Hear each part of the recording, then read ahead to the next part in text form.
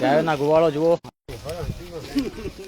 મોજ કરી રહ્યા છો. જેમ જોઈ રહ્યા છો, આ 5 વીઘાનું ખેતર છે અને 5 વીઘાના ખેતરમાં ખેતર માલિકે તૈયાર થયેલો પાક ગાયોને પુણ્ય કરી દીધું છે. ખૂબ મોટી વાત છે આ, અને લોકોમાં એક અનેરો સંદેશ મારે આપવો છે અને એટલા માટે હું ત્યાં પહોંચ્યો છું.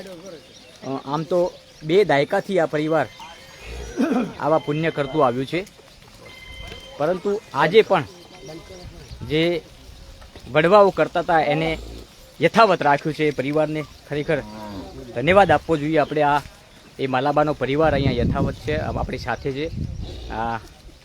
નાગજીભાઈ, શું કહેશો?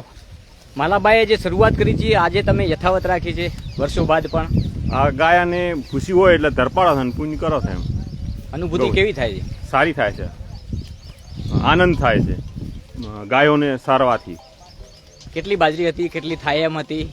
5 વીઘા જેવી છે, એટલે 50 બોરી થાય, 2000 પૂરા થાય સરાવો. પણ આમ તો 50 બોરી બાજરી લેવા માટે ખેડૂત રાત દિવસ મહેનત કરતો હોય છે. આજે તમે અચાનક જ ગાયોને આપી દીધી એટલે ગૌ માતાની ખુશી હોય ને સરાવે એ મને ખૂબ સારું લાગે છે, એટલા માટે કરે છે. અને બીજા કોઈ ખેડૂત આવી પ્રેરણા મળે ને વધારે હેડે તો ગૌ માતાની સેવા મળી રહે. મતલબ તમે અહીંથી એક સંદેશ મારે આપવો છે કે ગાયોને આપણા ભાગનું જે છે એમાંથી અમુક ટકા ભાગ આ લોકોનો પણ છે. ગોવાળિયાઓ છે, ગાયો છે, હોય એટલે ભગવાનના ભાગ તરીકે તમે આ પુણ્ય. ભગવાનના ભાગ તરીકે. આમ તો એક ગાય રાતની બાજરી મળે તો આખી રાત હોર રાખે છે. હા, સાચી વાત. નહીં